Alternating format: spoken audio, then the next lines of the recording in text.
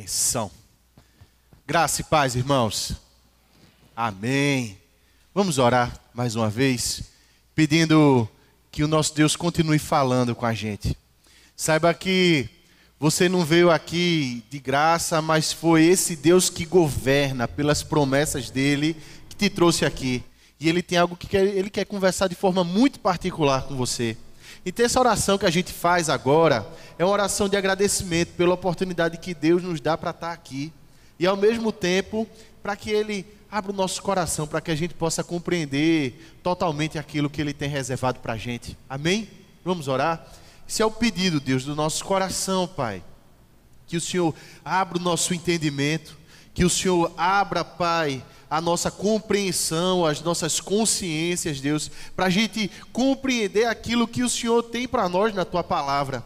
Essa Tua Palavra que é vida para a gente, essa Tua Palavra que é regra de fé e prática para todos nós, que no nome de Jesus Cristo ela entre nos nossos corações e lá habite, Deus, e prospere, frutifique e modifique as disposições do nosso coração, Deus.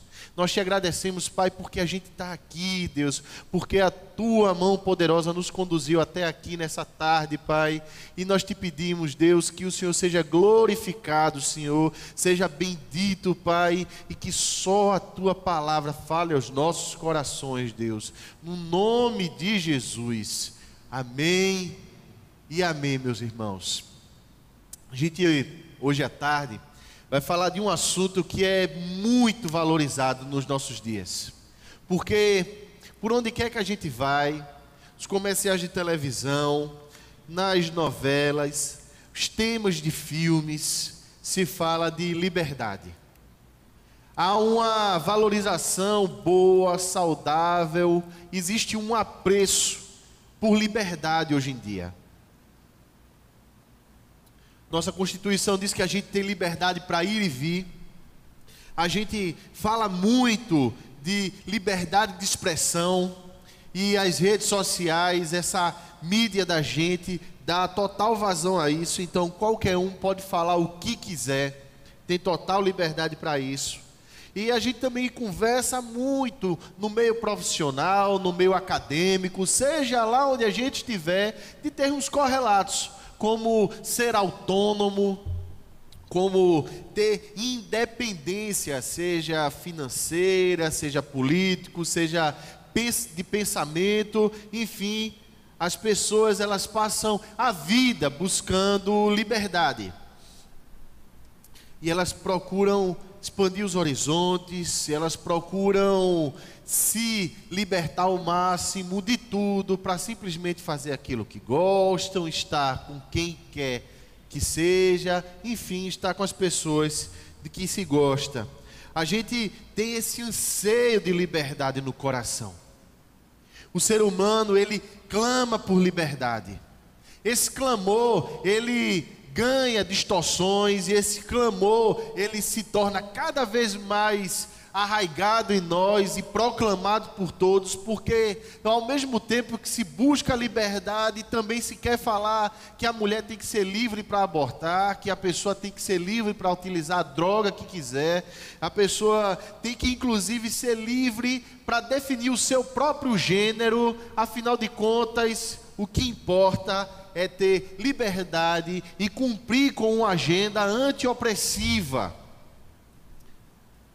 No final das contas, todos nós havemos de convir, de concordar que todo mundo quer liberdade. Casamentos se desfazem porque pessoas se sentem presas. Pessoas que pedem demissões dos seus empregos porque se sentem presas. Jovens que decidem sair de casa porque eles se sentem presos. Gente que não quer cumprir seus compromissos, não quer arcar com a disciplina, porque aí se sentiria preso. No final das contas, só existe um clamor no coração por liberdade. No entanto, a Bíblia também trata desse assunto. E trata desse assunto na pessoa de Jesus Cristo. Através desse cumprimento, desse Deus que governa. que se chama o nosso Messias, o nosso Salvador, o nosso Libertador, Jesus Cristo. Só que, em que termos ele trata essa liberdade? Como é que eu posso saber o meu caminho, discernir se o meu caminho é de liberdade ou é de prisão, ou é de não liberdade? Mais do que isso, como de fato ser livre, biblicamente? Eu quero te convidar, nesse pouco tempo que a gente tem, a discutir brevemente esse assunto, dessa vez no Evangelho de João, no capítulo 8. A gente vai do versículo 31 até o versículo 47. Evangelho de João, capítulo 8, do versículo 31 até o versículo 47. Eu quero convidar os irmãos a estarem atentos à leitura, porque eu vou pedir para os irmãos lerem comigo, bem bonito, bem alto, alguns versículos bem conhecidos, que são simplesmente apaixonantes. Evangelho de João, capítulo 8, do versículo 31 ao versículo 47, diz assim a palavra de Deus. Disse, pois, Jesus aos judeus que haviam crido nele: se vós permanecerdes na minha palavra, sois verdadeiramente meus discípulos. Por favor, leia comigo o versículo 32. E conhecereis a verdade, e a verdade vos libertará. Responderam-lhe, somos descendência de Abraão, e jamais fomos escravos de alguém. Como dizes tu, sereis livres? Replicou-lhes Jesus, em verdade vos digo, todo o que comete pecado é escravo do pecado. O escravo não fica sempre na casa, o filho sim, para sempre. Por favor, leia comigo o versículo 36. Se pois o filho vos libertar, verdadeiramente sereis livres. Bem sei que sois descendência de Abraão, contudo procurais matar-me, porque a minha palavra não está em vós. Eu falo das coisas que vi junto de meu pai, vós porém fazeis o que viste em vosso pai. Então lhe responderam, nosso pai é Abraão. Disse-lhe Jesus, se sois filhos de Abraão, praticai as obras de Abraão. Mas agora procurais matar-me, a mim que vos tenho falado a verdade, que ouvis de Deus. Assim não procedeu Abraão. Vós fazeis as obras de vosso pai. Disseram-lhe eles, nós não somos bastardos, temos um pai que é Deus. Replicou-lhe Jesus, se Deus fosse de fato vosso pai, certamente não havias de me amar, porque eu vim de Deus, e aqui estou, pois não vim de mim mesmo, mas Ele me enviou. Qual a razão por que não compreendeis a minha linguagem? É porque sois incapazes de ouvir a minha palavra. Vós sois do diabo, que é vosso pai, e quereis satisfazer-lhes os desejos. Ele foi homicida desde o princípio e jamais se firmou na verdade, porque nele não há verdade. Quando ele profere mentira, fala do que lhe é próprio, porque é mentiroso e pai da mentira.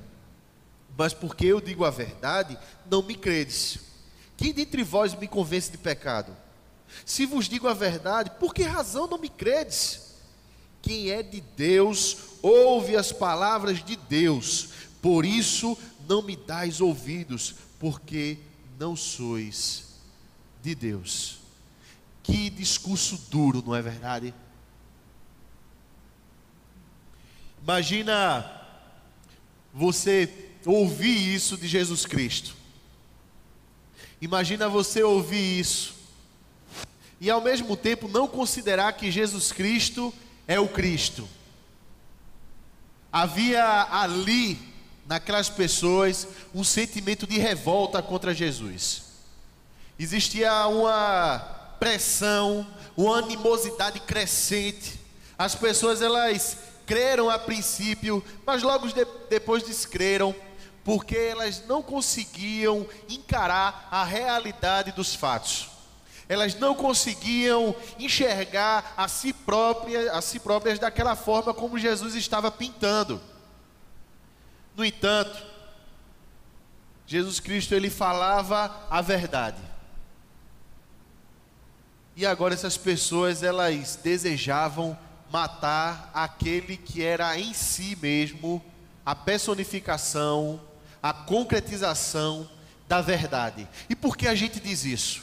Porque o Deus que governa, através de suas promessas, havia prometido desde o Gênesis que viria o Messias.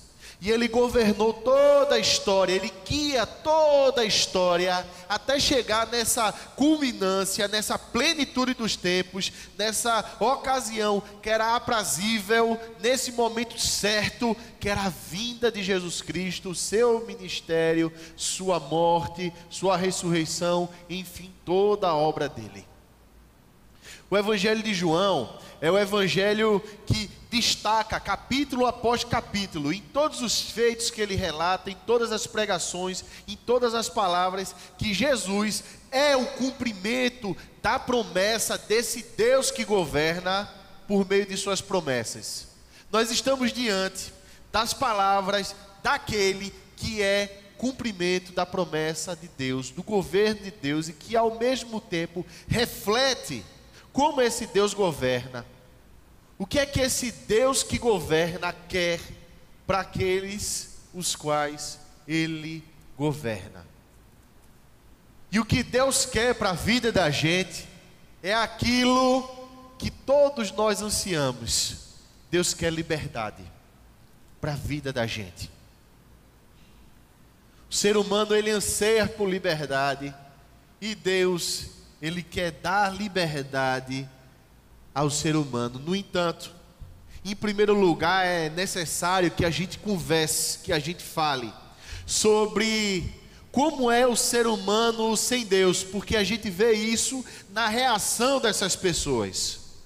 Como é o ser humano sem Deus? Porque ver o ser humano sem Deus é saber de que natureza trata essa escravidão. Escravos de quê? Escravos de quem? Quais são essas evidências dessa escravidão? E essa conversa de Jesus é que permite que a gente amplie a nossa consciência e a gente perceba qual é a natureza dessa escravidão. De que o homem sem Deus está preso em grilhões muito fortes, irrefreáveis, e que sem Deus é impossível de se libertar. A priori a gente tem que dizer que é a escravidão do pecado.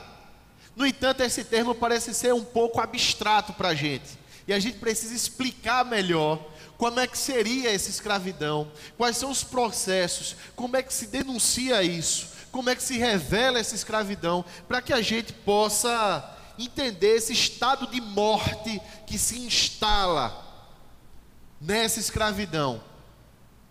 E a gente vê que ela é a escravidão do ego, do eu caído, do homem que decide enxergar a si próprio independente de Deus, do homem que decide de forma totalmente revoltada, autônoma, se libertar do próprio Deus, de seu governante, e dirigir o seu próprio ego. Só que esse ego humano, sem Deus, afastado de Deus, ele tem características, e essas características fazem mal ao próprio homem, e essas características, elas são em si as barras dessa prisão.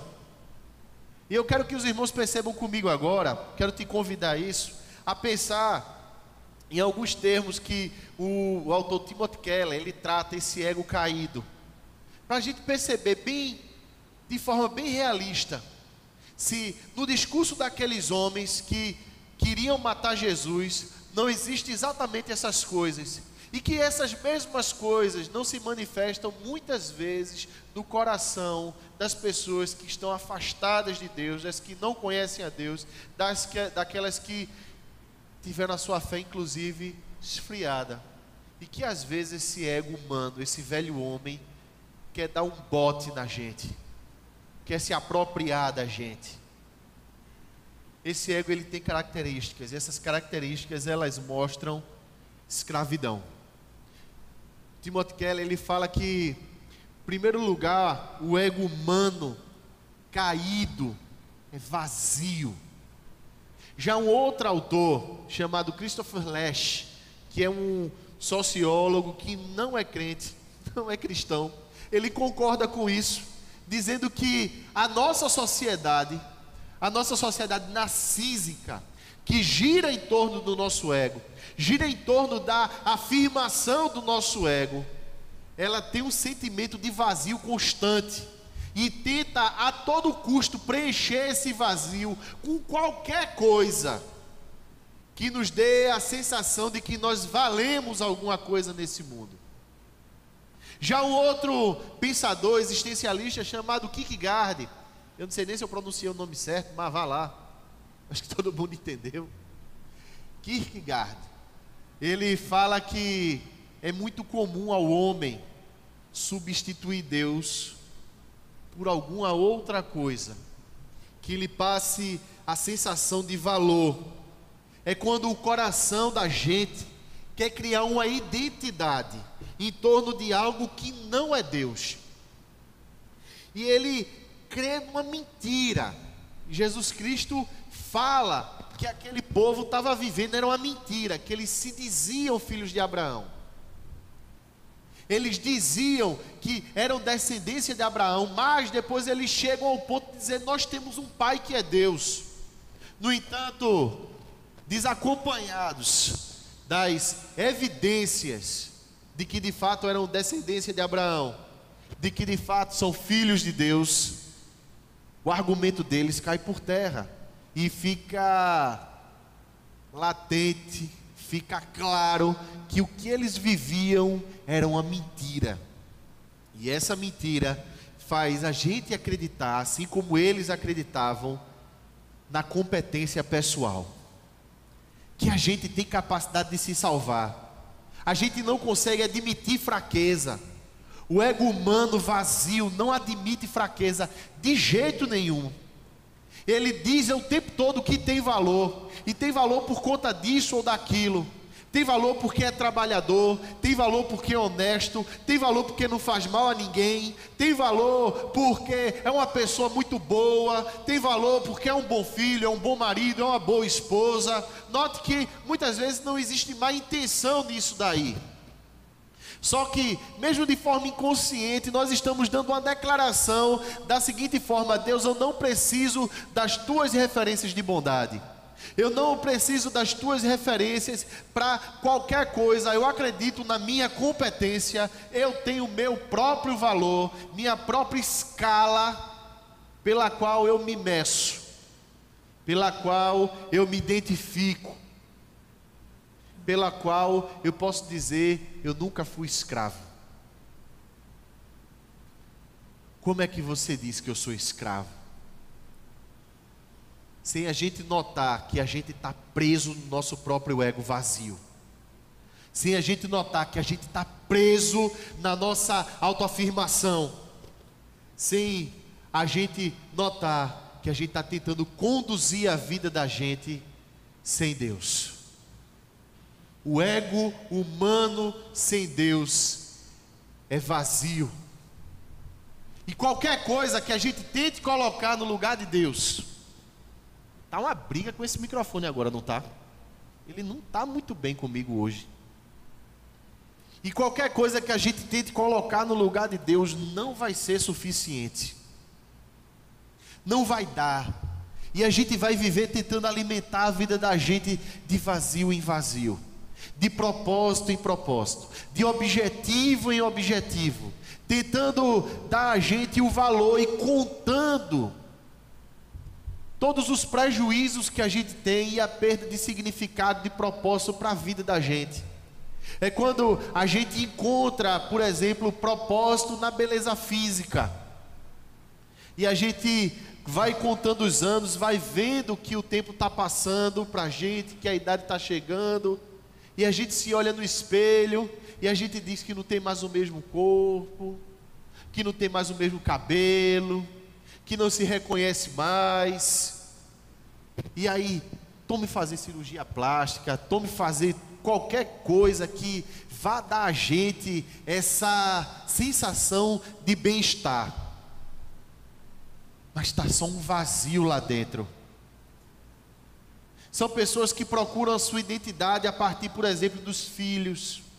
E quando esses casam e vão embora, fica um vazio em casa. Não sobra nada.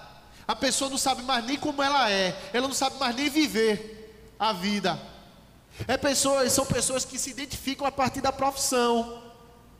E uma vez que são demitidos, que o salário não é mais o mesmo, a pessoa não sabe mais nem viver. Ela fica perdida. Ela não sabe como passar as horas. Ela só sente uma angústia galopante, crescente. E ela fica tentando dar sentido à vida através de outras coisas. É gente que diz assim: se eu me demitir daqui, eu quero botar o meu próprio negócio, porque isso aí vai me dar liberdade. Alimentando essa vaidade de que ser patrão, mandar, ter liberdade para decidir, vai te dar um senso de realização maior. Só para que lá na frente você veja que você está trabalhando muito mais, que você não está lucrando aquilo que você pensava que iria lucrar, e que você tem que de alguma forma pensar em como você vai desenvolver novamente um caso de amor com a sua profissão. É o vazio do ego humano. O ego humano também é dolorido. A gente dificilmente passa um dia que seja sem se comparar com alguém, avaliando se a gente está sendo bem tratado, avaliando a nossa aparência, porque é muito fácil a gente se doer com comparações, é muito fácil a gente se doer com essa coisa que hoje em dia ganha legitimidade no nosso ego, chamada autoestima. A gente tem que se valorizar. A gente tem que se dizer: eu me amo, eu me amo. E existe uma mentira instalada que diz hoje assim: se eu não me amar, como eu vou amar as outras pessoas? E isso daí é uma mentira e uma limitação, porque às vezes a gente se ama, às vezes a gente se odeia. Será que quando a gente se odiar, vai odiar todo mundo também? Ou seja, o nosso amor aos outros é condicionado a uma agenda pessoal, logo é um amor limitado, logo é um amor que obedece a uma espécie de justiça retributiva, na qual eu só amo na medida que eu me sinto amado. De modo que esse ego dolorido, ele vai se inflando para ver se protege, né? E a gente começa a se atormentar o nosso próprio coração, pensando e fazendo contas de quantos seguidores se tem nas redes sociais, de quantos amigos se tem, de quantos elogios eu recebi, de quantas promoções eu tive ao longo da minha vida. E se a gente não se vê ganhando o salário do momento, ganhando tapinha nas costas, ganhando reconhecimento pessoal, a gente se dói, a gente começa a se autocomiserar, e a gente sai atrás do nosso ressentimento, escravo do ressentimento, escravo da vaidade, em direção à morte, perguntando: por que ninguém me ama? Por que ninguém me aceita? É tempo que uma vingança se instala no coração contra todo aquele que te fez mal alguma vez na vida. É alimentado um desprezo e um ódio pelas pessoas que te criticaram. E aqui não importa se a crítica foi construtiva ou se foi destrutiva, o que importa é criticar quem te criticou. O que importa é pagar na mesma moeda, já que feriram os meus sentimentos. Só que sentimento não se fere. O que se fere mesmo é a nossa vaidade. E a gente fica tão dolorido, tão magoado, que a gente se torna escravo disso. E a gente alimenta vinganças no coração. Me diga se isso não aconteceu com aquele povo. O povo ouve algo que não gosta e automaticamente saem da crença para a descrença, dizendo assim: a gente tem que matar esse cara, a gente tem que acabar com ele, que ele está falando coisas que não são agradáveis. Ao mesmo tempo, a gente é tão escravo que a gente procura hoje em dia, inclusive através de muita literatura de autoajuda, dizer que nós temos que ficar próximos às pessoas que levantam o nosso astral, as pessoas que nos promovem, as pessoas que nos deixam bem, e não aquelas pessoas que nos criticam. Que nós temos que encontrar uma zona de conforto, onde nós podemos criar raízes, e nessa zona de conforto nós podemos exercer todo o nosso potencial, porque aí sim nós seremos reconhecidos. Meu irmão, minha irmã,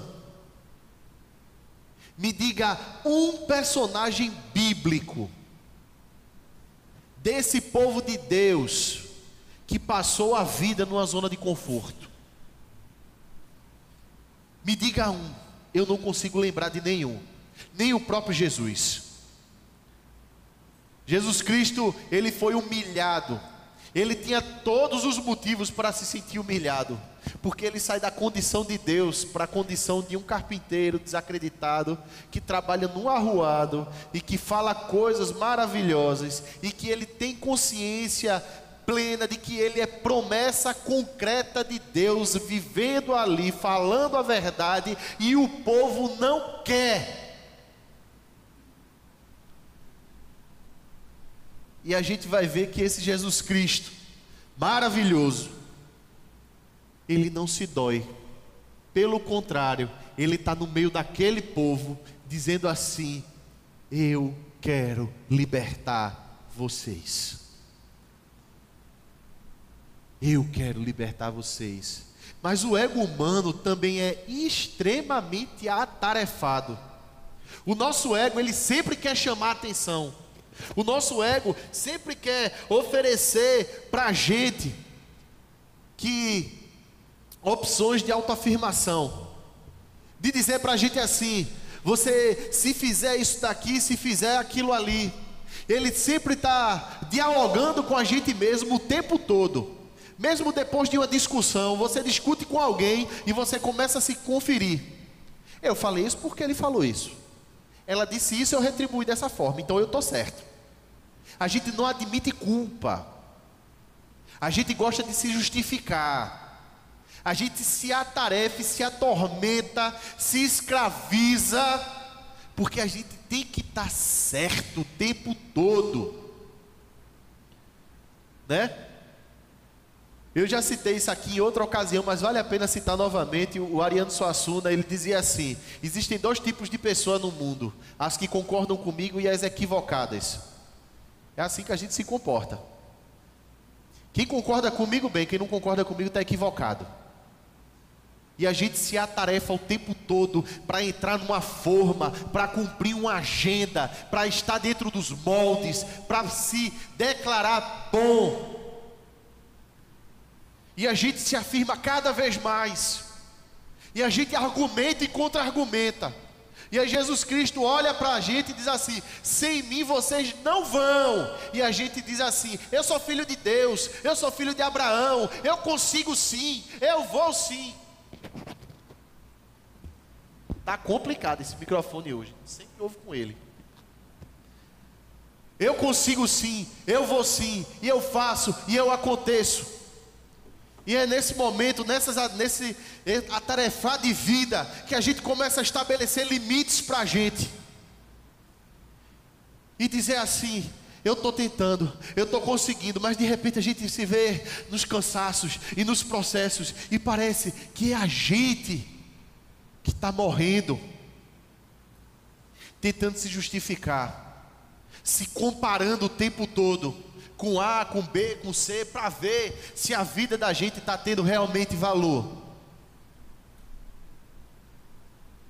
E quantas vezes a gente não se pega falando assim: eu trabalho tanto e eu não tenho o mínimo de reconhecimento, eu faço tanto, e a gente começa a alimentar esperanças no coração de que se nós tivéssemos removido qualquer coisa que nos faça mal, a gente vai... Irmãos, dá licença. Tá complicado. Dá para abrir esse microfone aqui? Esse microfone, eu não sei o que é que houve comigo ou com ele. Nós não estamos bem nessa tarde. Espera aí só um minuto. Vá-se embora. Fica aí, viu? Agora não sai daí, não. Mas a gente alimenta todos os dias essa esperança de que se nós removêssemos aquilo que nos incomoda, a nossa vida seria melhor. Ou se nós acrescentássemos aquilo que nos promovesse, a nossa vida seria melhor. E a gente vai se atarefando dessas coisas. E aquele povo ali, naquela circunstância que Jesus estava tentando se atarefar de prender e de matar Jesus Cristo, porque ele era uma pedra no sapato. E nessa tarefa da gente, a gente vai se tornando frio, a gente vai se tornando indiferente. E nesse atarefar da gente, a gente vai descartando pessoas. Me incomodou, eu descarto. Acredito eu que você nunca chegou a levantar alguma arma para matar ninguém. Mas quantas vezes, meu Deus, no nosso coração, a gente não desejou morte de alguém. A gente não desejou que aquela pessoa saísse da vida da gente. Só para ilustrar essa realidade com um exemplo assim, bem banal. Um certo senhor que era recém-convertido, por sua vez conversava, isso aconteceu de verdade, por sua vez conversava com um outro amigo dele que era ateu. E esse senhor era ateu. Mas ele se converte e ele estava na alegria do evangelho, mas na imaturidade da fé. E ele vai conversando com aquele homem e o homem chega no momento que ele diz assim: eu não acredito de jeito nenhum. Aí aquele novo convertido olha para ele e faz assim: então eu vou orar para Deus te matar, porque quando você chegar lá em cima você vai ver que ele existe. Complicado, né, essa história. Mas às vezes a gente diz assim: esse daí só matando. Quantos desejos de morte existem? Quantas manifestações dessa obra satânica existem no mundo? Quantos discursos de ódio? E ao mesmo tempo, quantos desejos suicidas existem no coração? A Bíblia diz que, e Jesus declarou, que a natureza do diabo é homicida. E não pense que é brincadeira. Ele não simplesmente quer matar, mas ele quer fazer você se matar. E essa morte, ela se vem através, nesse tempo que a gente vive, desses excessos. Tudo da gente tem que ser em excesso. Excesso de trabalho, excesso de trânsito, excesso de conforto, excesso dos excessos, dos excessos dos excessos, até que esses excessos matem. E a gente se mata através disso tudo daí. De modo que esse estar atarefado, esse se justificar, esse tentar se autenticar, leva a gente a um caminho de morte. Vocês conseguem perceber, meus irmãos, como o ego humano, ele é escravo. São essas barras da prisão, são essas manifestações da escravidão. E esse ego humano, ao mesmo tempo que é isso tudo, é vazio, é dolorido, é atarefado, é também extremamente frágil. Porque ele não é grande, ele só é inchado. E ele pode se romper por qualquer razão, de qualquer forma.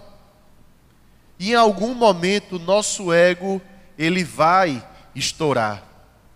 E quando ele estourar, o que sobra no coração é depressão, é ressentimento, é revolta, é raiva e uma tentativa humana de recomposição do ego.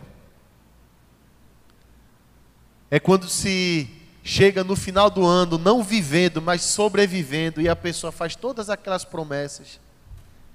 É quando a pessoa decide para si mesma que vai sacudir a poeira e dar a volta por cima, só para lá na frente quebrar a cara de novo e vivendo essa vida, até que a pessoa chega a certa idade que desacredita e ela vai ficando amarga. E ela vai ficando uma pessoa azeda, vazia, sem vida, quando nada nunca está bem. E ela desacreditou que qualquer mudança seria possível. É o estado desse povo aqui.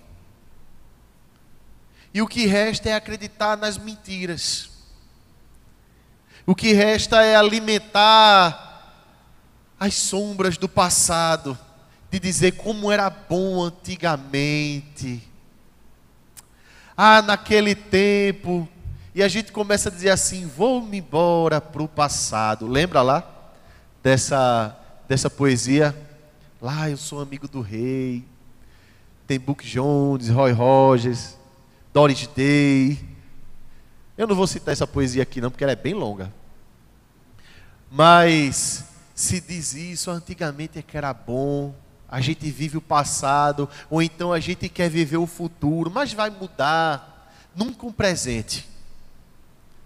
Encarar o presente é encarar o ego estourado, frágil. Encarar o presente é encarar o fato da precariedade humana na sua forma mais feia. E a gente não quer isso, a gente prefere se ater às máscaras, a gente prefere se ater às nossas concepções. Encarar isso tudo é muito ruim. Por outro lado, a gente vê a liberdade. E a liberdade de Cristo. A liberdade que Cristo propõe. E essa liberdade também tem características. Essa liberdade também porta características de liberdade. A primeira característica de liberdade aqui que nós vemos na própria pessoa de Cristo, nesse Deus que governa, nesse Jesus Cristo que está ali e está governando através das promessas, é que Ele é humilde. Imagine o Deus do universo argumentando e contra-argumentando com pessoas rebeldes. É traço de uma pessoa humilde, de uma pessoa que não precisa da autoafirmação, não precisa do reconhecimento. Ele sabe quem ele é, ele conhece sua própria identidade, e é por isso que ele é humilde, porque ele não precisa estar se afirmando para ninguém. Ele simplesmente disse assim: vem comigo que eu vou te apresentar a verdade. E quando as pessoas objetam, e quando as pessoas refutam, ele sempre aponta para o Pai. Ele sempre aponta para Deus. Jesus Cristo é humilde. E a humilhação de Jesus não acontece simplesmente na cruz, mas ela começa no ventre de uma mulher, no nascimento humilde, numa vida humilde, no não reconhecimento. E ao mesmo tempo, na noção clara, plena, de que Ele sabe quem Ele é em Deus. E Ele sabe que Ele é o libertador. Ao mesmo tempo, essa liberdade ela é perseverante. Em outras palavras, é forte. Jesus Cristo, ele está ali o tempo todo conversando com aquele povo, e esse não era um enfrentamento inicial. Isso já tinha acontecido diversas vezes, e é cansativo, não é, discutir. Sustentar relacionamentos não é complicado, não é, irmãos? E ao longo do tempo isso vai se tornando mais pesado, não é verdade? Aguentar determinadas coisas é difícil, mas a liberdade ela é perseverante porque ela é em si forte. Ela tem poder de resiliência. Ela tem capacidade para aguentar. Já Paulo ele fala assim: todas as coisas cooperam para o bem daqueles que amam a Deus. Isso deixa a gente perseverante. Essa sensação clara de que existe um Deus que governa a vida da gente nos alimenta de esperança e de força.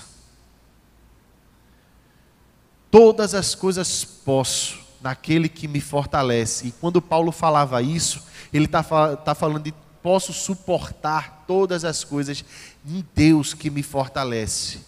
É uma declaração humilde de alguém que diz: sozinho eu não consigo, eu só consigo se for com o Pai. Mas já que esse é o Pai que governa e que me promete nele, eu entendo que aquilo que Ele promete é importante, mas quem promete é mais importante.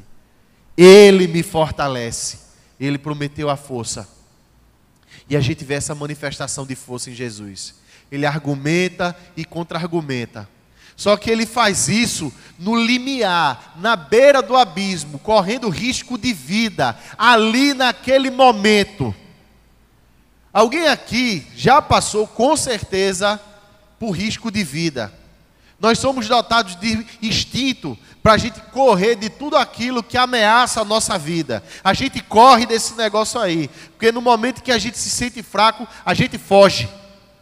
No momento que a gente vê que vai ser ferido, no momento que a gente vai ver que vai ser machucado, no momento que a gente vê que a nossa vida pode se acabar, a gente quer tudo menos viver aquela circunstância, menos estar naquele lugar, menos estar com aquelas pessoas. A gente foge. Jesus Cristo não, Ele propõe o enfrentamento. A liberdade de Cristo é forte e ela quer te fazer forte para aguentar. Porque, ao mesmo tempo, essa liberdade de Cristo também é profundamente realista com relação ao mundo em que se está.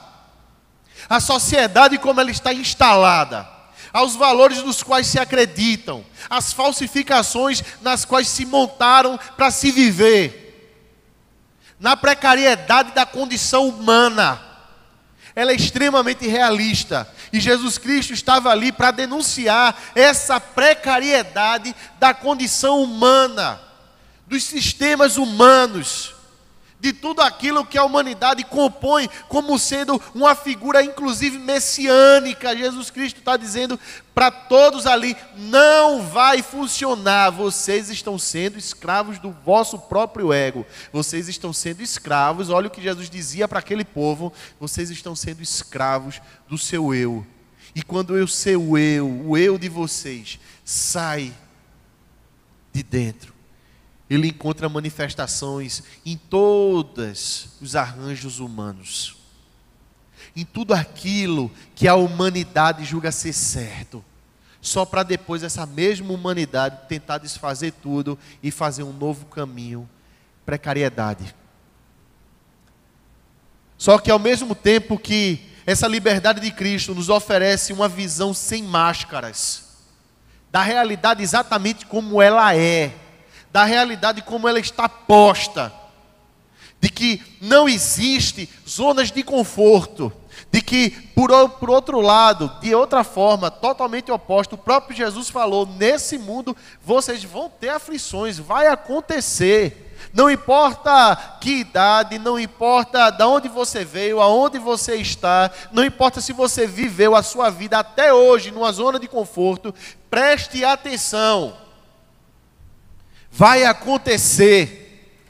E quando isso acontecer, o que é que vai sobrar de você? E quando isso acontecer, será que não vai ficar bem clara a nossa noção de escravidão?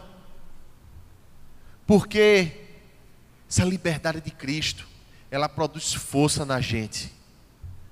Ela produz uma sensação de não necessidade. Olha que coisa maravilhosa.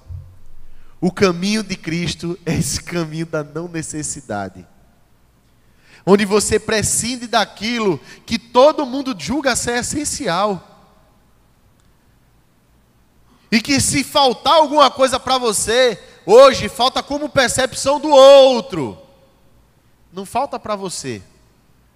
Só que a gente tem tanta sensação de falta, de escassez, de inadequação, que a gente tenta de toda forma se enriquecer, ser abastado, ter coisas, juntar coisas. Veja, meu irmão, minha irmã, não estou querendo propor para ninguém aqui um voto de pobreza. Mas ao mesmo tempo, Jesus Cristo disse: cuidado com aquilo que você chama de tesouro, porque onde está o teu tesouro, vai estar o teu coração, ele vai estar atrelado a isso, e se esse tesouro for arrancado de você, pode ser que você perca uma parte sua, ou perca você mesmo. Não significa, meus irmãos, que a gente não vai se entristecer, por exemplo, da gente ser demitido. Não significa dizer que se de repente os caminhos da gente não estiver saindo como a gente quiser que saia, os filhos não estiverem se comportando como a gente gostaria que se comportassem, que a família não caminhe como a gente estivesse gostando que caminhasse, que a gente não vá se entristecer. Essa não necessidade significa ao mesmo tempo um ato de entrega a Deus e de declaração a Deus, dizendo assim: Deus, o Senhor sabe aquilo que eu realmente preciso, e se eu estou passando isso hoje, é porque o Senhor tem algo para mim, porque eu confio num Deus que governa pelas suas promessas, e o que o Senhor prometeu foi: e conhecereis a verdade, e a verdade vos libertará. Se, pois, o Filho vos libertar, verdadeiramente sereis livres. Isso é promessa de Deus para você, meu querido. Isso é uma promessa e não é vazia. Mais cedo eu comentei com o Léo e comentei aqui na frente que promessa hoje está uma coisa barata demais. Que qualquer um promete o que quiser, sem a intenção prévia de cumprir essas promessas. No entanto, você está diante de um Deus que é bom, que é justo, que é verdadeiro e que fala sempre com a verdade. E Ele disse exatamente isso: e conhecereis a verdade, e a verdade vos libertará. Verdade, meus irmãos, que liberta é ter a consciência realista de onde nós estamos, mas ao mesmo tempo ter a consciência realista da obra de Cristo no nosso coração, e de que nós não julgamos e não guiamos a nossa vida segundo aquilo que o mundo aparenta ser, mas segundo aquilo que Jesus Cristo mostra ao mundo como de fato Ele é, mas que Ele provê caminho para a gente viver nesse mundo. E a pergunta última, nesse pouquíssimo tempo que a gente tem junto aqui, é: como Letinho, ou como pastor, pode me chamar de Letinho, eu adoro. Como pastor, a gente faz para estar nesse caminho? Como é que eu posso saber se eu estou nessa trilha? Como é que eu posso entrar nessa trilha?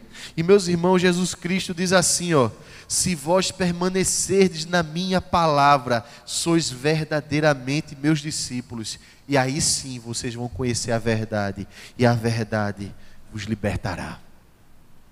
Não existe outro caminho senão pela palavra de Deus. Jesus Cristo diz de si mesmo: eu sou a palavra de Deus.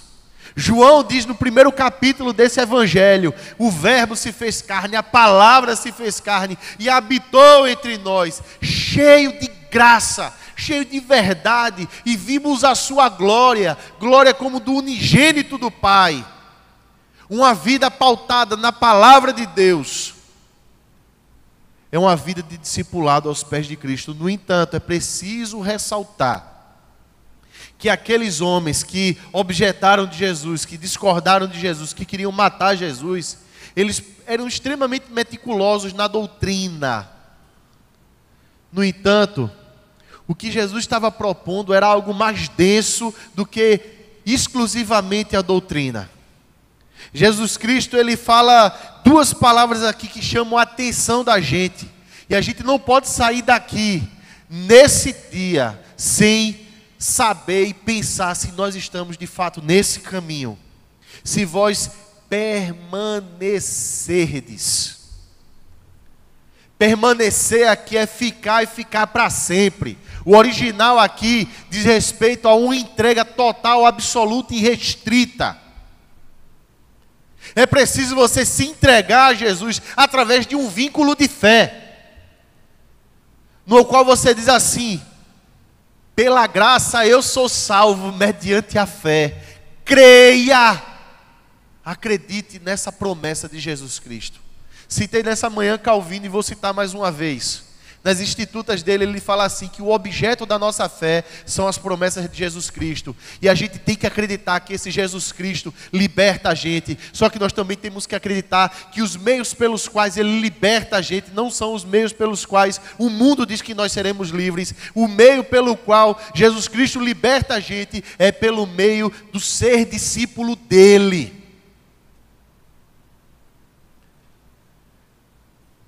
Ultimamente eu tenho lido um livro que tem me impactado demais. O nome desse livro é Imitação de Cristo. É muito antigo, é da Idade Média esse livro, mas fala muito poderosamente. E uma das primeiras coisas que ele fala para imitar Jesus Cristo é ser humilde. É reconhecer que não sabe. Reconhecer que não sabe como viver.